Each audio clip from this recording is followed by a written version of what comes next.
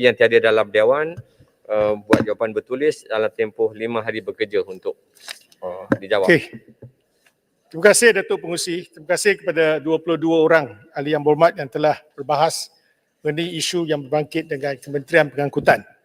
Dalam bajet 2022, MOT diperuntukkan bajet sebanyak 5.58 bilion yang meliputi perbelanjaan mengurus berjumlah lebih kurang 1.526 bilion iaitu 18.68% kurang daripada peruntukan yang diluluskan pada tahun 2021 yang berjumlah 1.877 bilion dan perbelanjaan pembangunan yang berjumlah lebih kurang 4.053 bilion berbanding 4.174 bilion pada tahun 2021.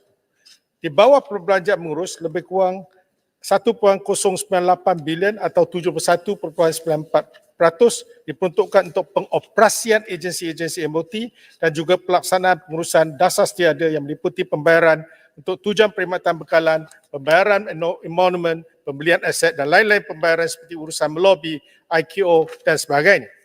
Sejumlah 427 juta ringgit iaitu 28% daripada jumlah keseluruhan peruntukan mengurus MOT telah diperuntukkan bagi pembiayaan program-program khusus yang merangkumi subsidi pengangkutan awam yang meliputi pengangkutan awam, darat, rel dan udara, antaranya subsidi perkhidmatan luar bandar RAS 209 juta, subsidi perkhidmatan operasi train Skypark 57 juta, insentif pas bulanan tanpa had My 50 115 juta ringgit, subsidi train tidak ekonomik TTE 33 juta dan subsidi bertujuan memastikan kesaling hubungan antara bandar dengan kawasan luar bandar untuk meningkatkan accessibility, mobility dengan izin dan untuk rakyat dan sebagai pemangkin perkembangan aktiviti sosioekonomi negara. MOT memang mendengar keluh kesah. Papar minta laluan. Papar. Sekejap. Ya. Bagi sikit gambaran nanti selesai dulu. Kita memang dengar pungutan rakyat berdepani dengan cabaran kos hidup yang semakin mencabar. Dan sebab itulah di kawasan-kawasan yang tidak menguntungkan syarikat-syarikat pengendali melalui pelaksanaan insentif PAS bulanan tanpa had iaitu My 50 berjumlah 115 juta dan PAS Mutiara untuk warga utara sebanyak 2 juta ringgit. Sejumlah 800,000 atau sebanyak 0.05% telah diperuntukkan di bawah dasar baru bagi penyelenggaraan kuartus CAM. Mengenai perbelanjaan pembangunan tahun 2022, di bawah peruntukan perbelanjaan pembangunan pula, Kementerian telah menerima peruntukan seperti mana yang saya katakan 4.053 bilion. Peruntukan tersebut adalah bagi pelaksanaan 85 projek pembangunan yang merangkumi 12 projek baru dan 73 projek sambungan. Sejumlah 485.9 juta ringgit telah diperuntukkan untuk 12 projek baru dan 3.567 bilion ringgit diperuntukkan untuk 73 projek sambungan bagi memastikan semua projek pembangunan yang dirancang dan sedang berjalan dapat dilaksanakan. Daripada 12 projek baru ini, 7 projek adalah di bawah perbelanjaan mengurus tahun 2021 yang telah dikelaskan semula kepada perbelanjaan pembangunan pada tahun 2022 iaitu sejumlah 477.4 juta ringgit. Ini bermaksud ramai yang berhormat memang prihatin di mana perginya ISBST dan juga ISBSF ataupun SBST ini. Sebenarnya ada. Dia telah dikelaskan daripada OE kepada DE.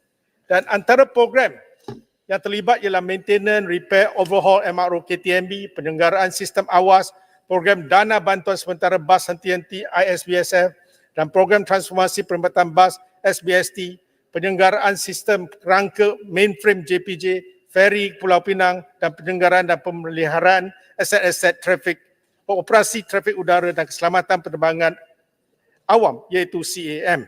5 projek baru yang diluluskan untuk tahun hadapan ialah 1. Meroboh dan membina semula jeti Jabatan Laut Sarike. Perolehan kedua, perolehan perkhidmatan dan bekalan MRO level 4 untuk train kelas 91. Ketiga, perolehan dan pemasangan sistem komunikasi satelit kawalan trafik udara SATCOM ATC. Keempat, projek menaik taraf sistem komunikasi kawalan trafik udara di Sarawak. dan yang terakhir projek menaik taraf sistem komunikasi kawalan trafik udara di Sabah. Bermaksud hanya 5 projek yang saya nyatakan tadi merupakan projek baru dan yang lainnya adalah projek sambungan ataupun projek yang telah dikelas semula daripada OE kepada DE. Jadi berbalik kepada soalan yang telah dibangkitkan oleh Yang Berhormat. Ya. Papar dulu, papar. Dato' Pengerusi, saya nak tanya apa yang dikatakan oleh Yang Berhormat Menteri tadi bahawa untuk program dana bantuan sementara bahasan TNT dan juga beberapa bantuan lain yang telah diklasifikasikan untuk di bawah DE. Saya nak tahu di bawah kod mana yang spesifik. Sebab yang berkenaan dengan pengangkutan awam hanya satu, iaitu 60,000 pengangkutan awam bandar. Adakah peruntukan itu di bawah kod tersebut? Terima kasih. Sila Menteri. Tak ada masalah Yang Berhormat, saya akan bekalkan secara bertulis ada. Papar, dalam papar. butiran. Ya, Papar minta laluan, papar. Apa nak tanya? Ya. Sila Papa. Terima kasih YB Menteri. Saya meneliti ucapan Menteri tadi yang berkenaan dengan subsidi yang diberikan oleh kerajaan. Tetapi apabila kita mengikuti B28 butiran 020600 iaitu pihak berkuasa penerbangan awam, setiap hari ramai orang-orang yang menggunakan pesawat kapal terbang daripada Kota Kinabalu ke Semenanjung dan dari Semenanjung ke Kota Kinabalu ataupun ke Sarawak. Mereka ini selalu mengajukan masalah-masalah mereka kepada saya.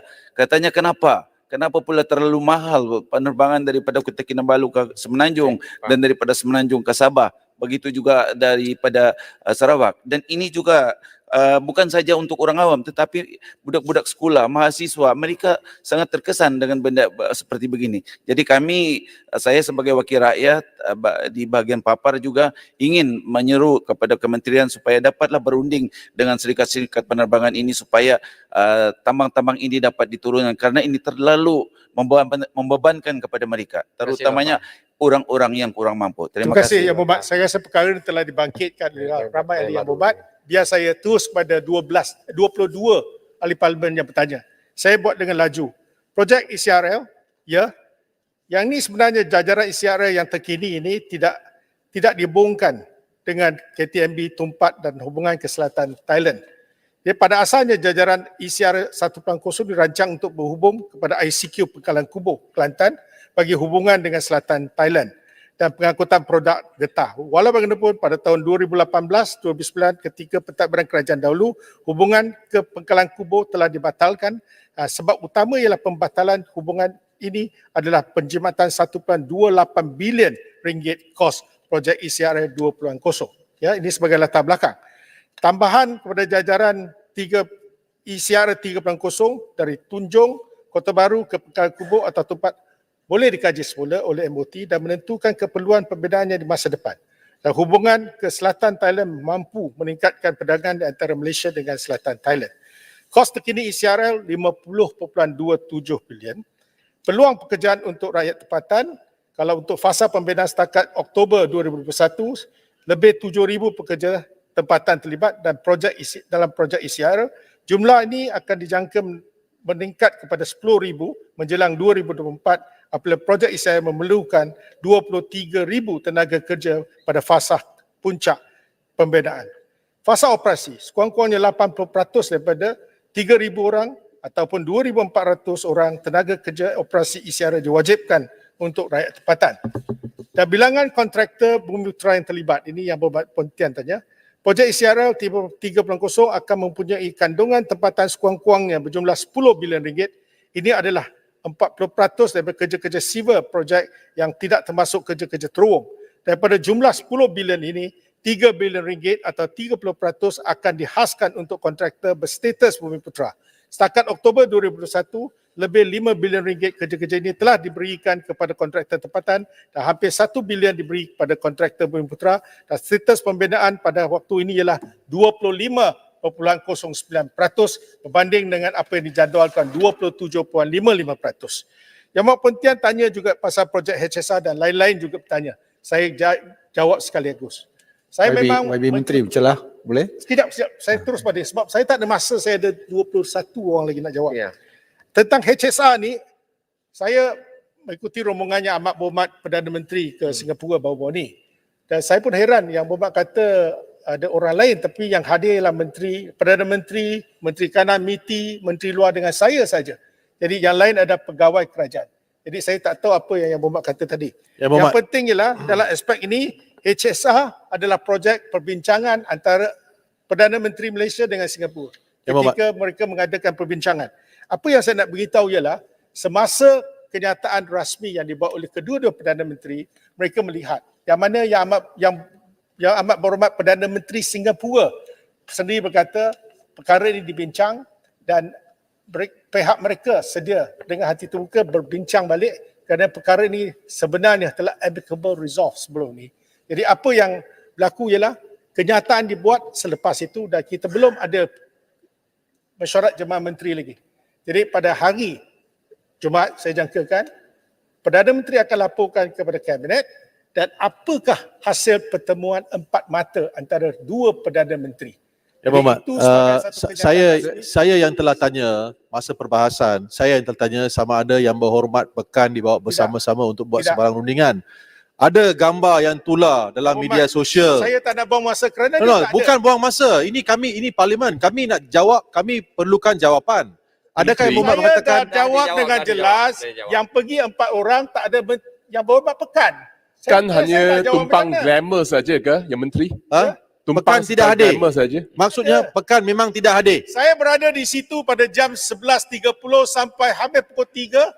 Kita 4 menteri saja. Jadi saya tak tahu yang ke mana datangnya. Yang Berhormat kata tu siapa yang orang lain yang pergi, tak ada. Cuma 4 orang menteri termasuk pegawai kanan. KSU MOT, KSU Kementerian Luar. Wisma Putra saja. Yang lain Ada tak ada. Saya tempoh tak faham apa yang tertentu maksudkan. yang Berhormat Menteri, ada tak tempoh tertentu perundingan itu akan Itulah saya kata diselesaikan? saya nak masuk yang ni lebih substantif. Itu Ya. lagi penting sebenarnya. Sebelum tu boleh saya minta penjelasan ECRL tadi ya. Okey. Apabila kita reinstate di Serendah bypass, disebutkan tadi 50 bilion total ECRL cost, right? So saya nak mohon supaya penjelasan 50 bilion tu termasuk the reinstatement of the Serendah bypass. Ya. Saya ingin maklumkan sekejap dalam jawapan saya ada nanti. Ya. Saya jawab yang Datuk YB Pontian tadi sebut. Belum ada satu time frame, duration, apa perbincangan. Cuma satu kenyataan rasmi antara dua Perdana Menteri, itu saja. Jadi setakat ni oleh kerana kerja-kerja ni diuruskan oleh EPU. Seperti mana Yang Berhormat Seremban sebut dari segi latar belakang macam itu. Tetapi selepas ni apakah hala tuju akan ditentukan oleh Yang Berhormat Perdana Menteri dan apa hasil perbincangan empat mata itu akan dimaklumkan dan kita rasa terpanggil dari segi teknikal kita boleh membantu. Tidak ada masalah kerana kita dalam satu kerajaan kolektif. Tak kira agensi mana, yang penting kita memikirkan tentang masa depan dan apa yang saya nak maklumkan pada ahli-ahli Yang Berhormat, sebenarnya kita lihat kita buka saja VTL udara, kita lihat sambutan tu sangat baik. Kapal terbang yang digunakan oleh Singapura adalah A380. Cukup ramai. Dan mereka guna Dreamliner juga kalau untuk Scoot. Airline lah yang dikatakan satu lagi syarikat penerbangan dari Singapura. Dan saya nak beritahu sebenarnya jumlah penumpang yang tiba di lapangan terbang Changi 7,000 kalau sebelum COVID. Dan mereka datang sini jumlah yang lebih kurang sama. Jadi jumlah tu banyak. Inilah antara road yang paling sibuk di dunia yang mana syarikat penerbangan memang sibuk untuk mengendalikan laluan ini. Jadi saya rasa dari segi hubungan antara dua bandaraya ini kita nampak pasaran dia ada dan bagaimana kita nak lihat perancangan ni teknikal ni satu perkara yang mungkin mengambil masa dan kita akan dengar apa juga keputusan yang dibuat oleh Kabinet nanti. Ya. Jadi apa yang saya nak beritahu ialah kedua, tentang ECRL tadi. Apa yang dibangkitkan oleh beberapa orang ahli Yang Berhormat, kosnya 50.27%. Saya ingin memaklumkan pada Dewan Yang Mulia ini, saya ingin ucapkan ribuan terima kasih kepada Yang Amat Berhormat Menteri Besar Selangor kerana kami berdua esok akan membuat satu kenyataan rasmi mengenai kesefahaman dan juga kesepakatan antara kerajaan pusat dengan kerajaan Selangor dan kita muktamadkan jajaran utara seperti mana yang telah diputuskan oleh kerajaan pusat. terima kasih kepada Kerajaan Selangor dan semua masalah teknikal yang diminta oleh pihak Selangor dan kita dari segi pihak MOT kita tidak ada masalah. Kita dah berunding 37 kali sesi libat urus dan ini antara perkara yang terbaik yang kita dapat cari satu penyelesaian apa yang disebut 1.25 bilion yang merupakan kerugian harian sekiranya kita melewatkan projek ini itu akan jadi sejarah dan kita sama-sama mengorak langkah untuk menyiapkan projek ini pada tahun 2026. Jadi untuk Section C ini sebenarnya telah dimasukkan dalam perkiraan dan esok Supplemental Agreement ke-6 akan ditandatangani. Jadi kesemua ini telah dimasukkan kos ini adalah kos mutamat dan di mana kalau banding dengan asal kita hanya sampai di Jalan Kastam yang ini akan dilanjutkan kepada pelabuhan utara, pelabuhan barat iaitu sepanjang 24 km dan 9 km dan membentuk satu land bridge antara pelabuhan Kuantan dan dua pelabuhan di Klang ni. Menteri, tahniah atas ucapan tadi, katakan ada perbahasan dan agreement di antara negeri Selangor dengan pusat. Saya nak tanya, berapa pempasan pusat sudah bayar sampai sekarang? Ya. 1.25 million a day itu berapa pempasan sudah bayar keseluruhan? Okey, Yang Berhormat, kalau kita teliti, kelewatan untuk sehari ialah 1.25 juta dan kalau satu tahun ianya akan mencapai satu belanja yang besar. 18 bulan perkiraan kita ialah 685 juta sekiranya kita tak dapat siapkan 2026. Dengan adanya kerjasama daripada Selangor, kita akan cuba catch up.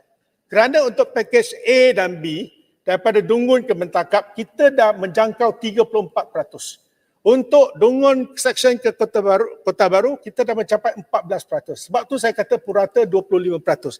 Kita kena kejar masa lagi. Kalau dapat dipercepatkan untuk Selangor, bermaksud yang akhirnya ni paper. On paper kita kena bayar tetapi ini berdasarkan kelewatan sehari. Jadi saya rasa masih belum sampai takat itu, kita masih ada masa untuk kejar. Ya. Kemudian Yang Berhormat, Pontian juga sebut tentang pengangkutan jalan, pemandu e-hailing dan 500 penunggang e-hailing. Untuk makluman Yang Berhormat, untuk Akta Kerja 1955, dia ni di bawah bidang kuasa Menteri Sumber Manusia. Apa yang Yang Berhormat bangkitkan macam pelindungan pekeso, kita telah mendapat satu keputusan dasar daripada Kabinet yang mana kita mewajibkan setiap P-hailing, penunggang P-hailing untuk mencarum RM13.10 sebulan untuk mendapat perlindungan. Itu telah dilakukan. Tapi untuk memasukkan mereka sebagai satu employment ataupun satu penggajian, maka ianya merupakan satu keputusan dasar yang dibuat dan seluruh dunia ini kita ada negara yang terima, ada yang tidak terima. Jadi itu adalah keputusan dasar yang patut diputuskan di bawah untuk melihat Akta Kerja 1955. Jadi Yang Berhormat bertanya tentang outcome Kementerian ISPS. Secara ringkasnya, ISPS Code ni tidak dilaksanakan untuk kapal-kapal yang berlayar di Malaysia saja. Dia hanya digunakan, kod ini digunakan untuk kapal-kapal yang berlayar dan berlabur di peringkat antarabangsa. Maksudnya bukan untuk local destination tapi untuk international. Ya.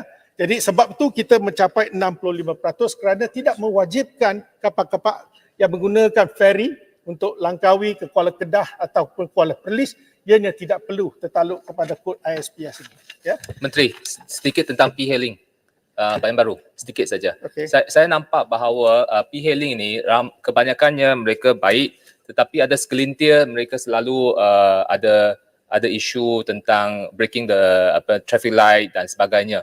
Jadi bagaimana kita boleh menyelesaikan masalah ini? Terima kasih. Teruskan, YB.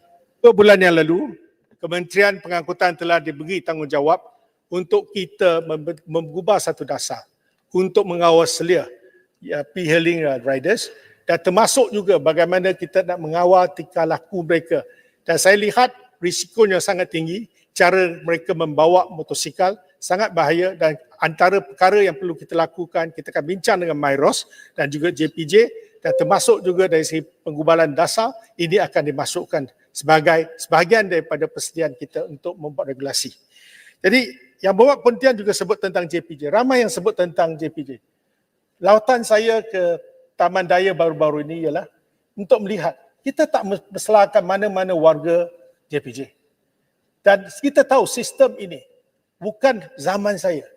Lebih daripada 10 tahun, kita tak mempersalahkan sesiapa. Tetapi kalau JPJ masih menggunakan sistem mainframe, maka itu akan jadi satu masalah kepada kita kerana masih lagi kena beratur. Jadi sebab itulah JPJ mensasarkan mulai tahun 2023, kita akan mula secara berperingkat digitalisasi proses JPJ. Ini perlu dilakukan. Dan saya untuk makluman semua, kita tak pakai lagi cloud. iCloud pun tak pakai lagi. Kita masih gunakan mainframe. Jadi sebab itulah dari segi sistemnya lambat dan pekerja kita macam mana rajin sekalipun, kalau tidak menggunakan teknologi ataupun aplikasi yang terbaik, maka dia akan mendatangkan masalah pada kita juga. Dari segi transaksi yang cukup besar dan cukup banyak. Yang Berhormat, saya nak jawab Yang Berhormat Seremban. Ya. Berapa perkara Yang Berhormat Seremban bawa tadi yang betul? Menteri perlu berapa minit lagi ni? Sekejap, yang penting saya jawab, yang lain saya bertulis. Baik, boleh ya? baik. Silakan. Sebab saya rasa beberapa perkara yang Berhormat bawa, ISBSF, SBST telah saya jawab, KTMB. Di bawah KVDT project, Hala 7 ya. Yang Berhormat betul, tahun lalu kita berkatakan bahawa keputusan kabinet adalah kita nak buat tender terbuka. Selepas tu kontraktor pula buat kontes. Dan perkara ini masih lagi dalam pertimbangan mahkamah. Pada minggu lalu, kabinet telah berbincang dan pada minggu ini akan disahkan minit mesyuaratnya. Kita akan cari satu penyelesaian. Yang mana pertama dari segi kosnya, kedua dari segi masanya, ketiga kita nak cari satu dari segi teknikalnya, kita nak selesai dan pelantikan ICC dan kesemuanya menjadikan projek itu lebih sempurna. Jadi oleh kerana belum lagi dimuktamadkan, maka saya akan maklumkan dari Yang Berhormat apabila sampai masanya ya. Jadi ETS 2, Gemas, Johor Bahru. Rolling stock status rundingan, ya. Yang Berhormat ingin bertanya, pada masa itu ada 3 syarikat yang masuk. Ya. Tak silap saya, mereka masuk dengan kos 465 juta satu syarikat, kedua 534 juta dan ketiga 570, hampir 580 juta. 3 syarikat yang masuk. Dan ketiga itu berdepan dengan pandemik, ya, COVID-19. Dan pada masa itu juga kita tahu bahawa ETS ni dari segi kos, ya. Kalau anggaran kos kita 580. Kalau sebuah syarikat merupakan syarikat yang paling besar, syarikat penghilang yang paling besar untuk rolling stock, mereka sedia menurunkan harga 15%. Ini yang dibawa oleh Duta Besar China kepada kita, pada kerajaan. Sebab itu dah diturunkan harga sampai 465 juta. Dan sebab itu apabila kita lihat, dia tidak masuk dalam julat. Bermaksud julat dia 540 juta ringgit. Tetapi dia jauh daripada julat. Tapi ini adalah penghilang terbesar di dunia. Dan kebanyakan train yang kita beli di sebelum ini, banyak juga kita beli daripada syarikat ni. Maka atas sebab untuk penjimatan, dan memang ada permohonan kepada MOF. MOF juga luluskan supaya kita dapat perolehan menjimatkan hampir 80 juta ringgit untuk kes ini. Ya, saya nak terangkan kepada Yang Berhormat. Yang Berhormat juga membangkitkan beberapa masalah iaitu tentang e-testing ya. Dia tidak diberi secara eksklusif. Kita berpandukan pada proof of concept POC. Jadi mana-mana syarikat nak buat boleh, tapi akhirnya akan dihantar kepada pihak kita dan kita akan menilai. Dan Yang Berhormat juga, Yang Berhormat sahabat Bernam sebut beberapa perkara, cuma satu je, yuran. Sebenarnya yuran ini, satu lagi yang berkenaan dengan kerusi kanak-kanak. Ya. Apakah mekanisme dia? okey, ini adalah tentang Child Restraint System atau CIT, CRS. Di bawah bajet 2022, ucapan Yang Berhormat Menteri Kewangan ada menyebut 30 juta ringgit diberikan kepada keluarga B40. Kita jangkakan kalau kerusi itu 300 ringgit, kerajaan boleh bagi sehingga 150 ringgit. Kalau lebih daripada 300 ringgit, separuh daripadanya maksimum kita akan letak pada 150 ringgit subsidi saja. Tidak ada masalah. Terima kasih Yang Berhormat selaku wakil rakyat nak tokok tambah 50 ringgit. Saya rasa ini satu inisiatif yang baik dan kita alu-alukan mana-mana NGO atau individu untuk tambah. Tapi dari sudut kerajaan, kemampuan kita ialah 50% daripada harga siling RM300 dan setakat RM150 saja kita bagi subsidi dan dianggarkan 188,000 keluarga B40 akan menerima manfaat. Tadi kurang jelas mengenai apabila kita buat jajaran baru mendapat persetujuan daripada Kerajaan Negeri Selangor, disebutkan 50 bilion lebih adalah belanjawan yang akan digunakan, ya, daripada Exim Bank dan sebagainya. Apabila kita reinstate serendah bypass link, adakah itu termasuk dalam 50 bilion ataupun menggunakan dana perbelanjaan pembangunan negara? Terima kasih. Okey. Untuk makluman Yang Berhormat Alor Gajah, kos keseluruhan 50.27 bilion. Okey.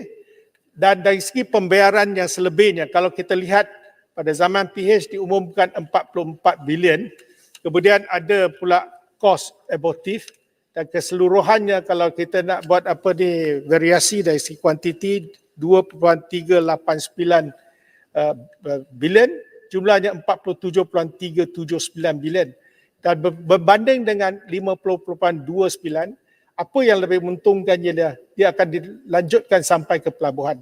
Dan kita membina terowong di sepanjang 14 km dari Gombak supaya tidak mengganggu-gugat isu persekitaran, isu alam sekitar. Ya. Dan ini telah dibincang dengan pihak kerajaan negeri. Ya, jumlahnya. Adakah pakej ini dimasukkan kepada kontraktor yang sedang membangunkan Israel ataupun sebagai pakej yang berasingan untuk memberi ini pakej yang manfaat berasingan kepada tetapi akan dibayar oleh kerajaan dan dari segi penglibatan Bumiputera dan local content lebih tinggi daripada yang lain. Terima kasih. Ini telah dibincangkan ya secara terperinci dengan pihak MRL. Ya. Jadi Yang Berhormat, saya ada satu komentar lagi, Yang Berhormat. okey, banyak lagi Yang Berhormat tentang apa ni tadi yang dibincangkan tentang kadah yang Institut Memandu. Sebenarnya kita ada satu kadar yang telah ditetapkan. Mana-mana IM kena mengikuti apa yang ada. Dan saya dapati di kawasan Lembah Kelang, kelazimannya kita lihat ada Institut Memandu di mana diminta oleh pelanggannya untuk membawa orang tu datang untuk mengikuti kelasnya. Bermaksud ada bayaran tambahan. Itu tidak terangkum dalam basic cost yang telah dibuat. Ya. Jadi Yang Berhormat nampaknya banyak tetapi saya ada jawapannya semua di sini. Boleh tak saya cadangkan ada 2-3 perkara yang paling utama tentang tambang ya yang banyak dibangkitkan tadi. Tambang penerbangan daripada Kuching atau Biri dan juga bandar-bandar di Sarawak. Untuk makluman yang terkini, saya baru dapat laporan daripada MAFCOM, pemantauan yang dibuat. Pada 3 bulan yang lalu, kita hanya dibenarkan 22 penerbangan. Selepas tu dibuka 87. Dan bulan lalu 223. Yang baru-baru ini dibuka sehingga 307 penerbangan seminggu untuk Sarawak. Dan permintaan daripada syarikat penerbangan. Saya dah berbincang dengan mereka, asalkan tidak sekat frekuensi untuk syarikat penerbangan, mereka boleh turunkan harga secara mendadak. Jadi kita telah menulis kepada pihak kerajaan negeri di mana SDMC ya, satu jawatankuasa bencana untuk mendapat kelulusan. Sebenarnya kelulusan adalah daripada MAFCOM.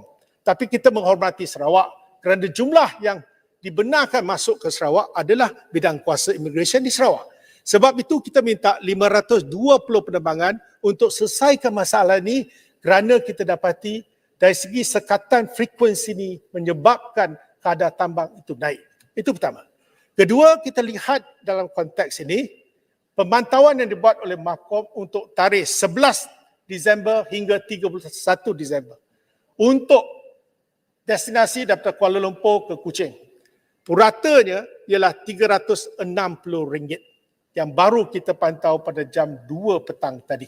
Dari segi jualan tiketnya. Dari segi average. Kecuali mereka yang beli last minute. Ini kita tak tahu lagi ya. Setakat ini ialah 360. Ini adalah rendah daripada Disember tahun 2019. Ini contoh. Dan Kalaulah frekuensi itu dapat ditingkatkan seperti mana yang kedaki, saya berharap-harap begitu, maka kita dapat melandaikan kadar kenaikan tambang itu untuk membantu mereka yang nak pergi ke Sarawak atau datang balik ke Semenanjung Malaysia. Menteri, sikit saja. Menteri, saya nak tanya, bolehkah Menteri mohon syarikat penerbangan untuk do a national service to do whatever that is masa GE14 di mana mereka hanya bagi RM199 ya per flight untuk pilihan raya di Sarawak. Dan kedua adalah SDMC. Adakah certain sekatan kerana tidak memasuk akal, patutnya mereka lebih aktif untuk menarik lebih banyak penerbangan ke Sarawak? Kenapa mereka tidak membenarkan lebih banyak penerbangan? Ya? Terima kasih. Saya rasa jangan kita ada prasangka sebab SDMC sekarang ni di bawah pejabat awam. Kerana dia dah bubar DUN, ya. Kita minta supaya pihak kerajaan yang menguruskan soal SDMC sekarang benarkan kita terbang lebih banyak. Itu pertama. Kedua, apa yang Bapak sebutkan, sama ada kita merayu. Ya, saya dah 2 kali mesyuarat, saya rayu, pujuk, belum lagi kita bagi amaran. Sebab apa? Dari segi punca kuasa, dalam undang-undang kita tak boleh paksa dia turunkan harga. Tetapi sekiranya mereka ni melihat, saya kata, saya mohon maaf sekiranya kamu mengambil kesempatan untuk nak cover balik apa yang kamu telah rugi, itu satu perbuatan yang kita tak boleh maafkan. Jadi saya minta syarikat penerbangan tolong kita dan tolong semua. Kalau tidak, kita sengsara, rakyat sengsara, akhirnya kita akan dibelasah oleh rakyat. Saya kata kamu jangan melihat perkara ini sebagai perkara biasa. Bukan soal dynamic price mechanism. Kita kena bantu rakyat dalam keadaan susah. Dan kalaulah penumpang ni merupakan sumber pendapatan utama mereka, maka perkara ini perlu diberi perhatian. Maka selepas mesyuarat hari itu, telah nampak beberapa syarikat perdagangan mula memberi tawaran untuk menurunkan harga.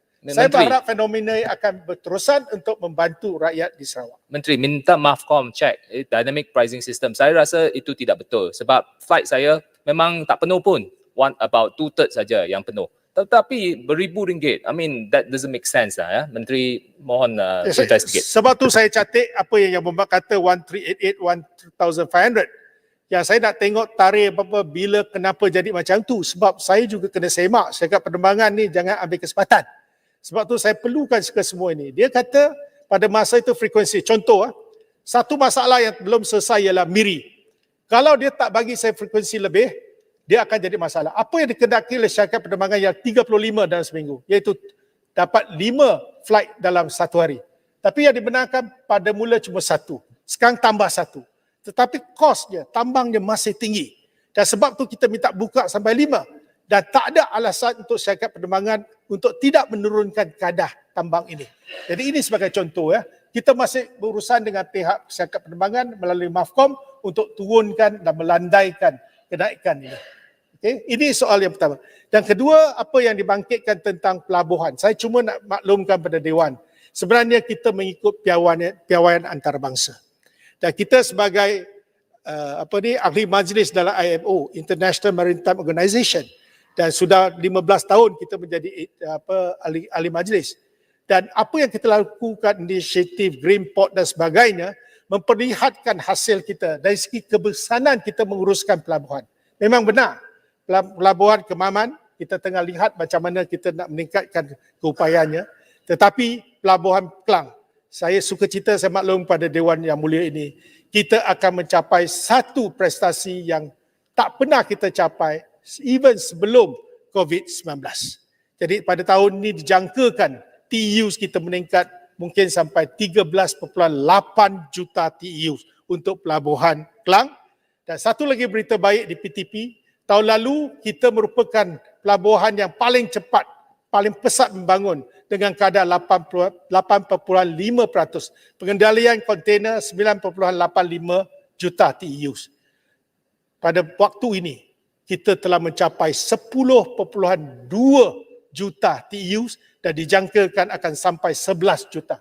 Maksudnya, dalam tempoh pandemik juga, kesesakan yang berlaku pada pelabuhan kita atasi dengan baik dan akhirnya pencapaian yang sangat mengagumkan. Jadi untuk pelabuhan lain yang dimaksudkan oleh Yang Berhormat tadi, kita akan lihat, dan untuk NASP pula, untuk lapangan terbang yang telah dibangkitkan oleh beberapa ahli yang berhormat. Memang MOT sedang menjalankan kajian National Airport Strategic Plan. Dan bagi kita sedikit masa, apa yang berlaku di Bakallalan, di Bario, Long Banga dan juga Long Seridan, ini disebabkan kekangan laluan, landasan itu terlalu pendek. Maka kita gunakan pesawat, walaupun kapasitinya 19, kita hanya boleh membawa 9. Kenapa? Kerana faktor keselamatan. Jadi kita akan kaji sama ada terlalu pendek sangat ataupun apakah tindakan yang diambil. Maka sama-sama kita menunggu keputusan yang mana kita akan melihat keseluruhan 42 lapangan terbang atau padang terbang di Malaysia akan diadakan satu kajian menyeluruh untuk melihat. Tan Sri yang pengurusi, saya rasa masa saya sudah tidak ada, tetapi saya akan jawab secara bertulis kepada ahli-ahli yang berhormat yang telah membangkitkan setiap satu isu, dan saya menjanjikan dalam tempoh 5 hari kita akan hantar jawapan ini kepada ahli yang berhormat. Sekian, terima kasih. Terima kasih Yang Berhormat Menteri. Tamatlah jawapan Menteri bagi Kementerian Pengangkutan peringkat jawatankuasa. Maka Yang Berhormat semua, masalah ialah bahawa wang sejumlah 1,526,793,800 ringgit Malaysia untuk kepala B28 Anggaran Perbelanjaan Mengurus 2022. Jadi sebahagian daripada jadual naklah disetujukan. Ahli-ahli yang bersetuju kata bersetuju. Yang tidak kata tidak. Sebulat suara bersetuju, maka kepala B28 jadi sebahagian daripada jadual. Masalah seterusnya ialah bahawa perbelanjaan di bawah kepala P28 Anggaran Perbelanjaan Pembangunan 2022 hendaklah diluluskan. Ahli-ahli yang bersetuju kata bersetuju. Yang tidak kata tidak. Sebulat suara juga, maka perbelanjaan di bawah kepala P28 jadi sebahagian daripada anggaran perbelanjaan. Sekarang adalah waktu untuk membahaskan di peringkat jawatankuasa Kementerian Pembangunan Luar Bandar. Kepala Bekalan B28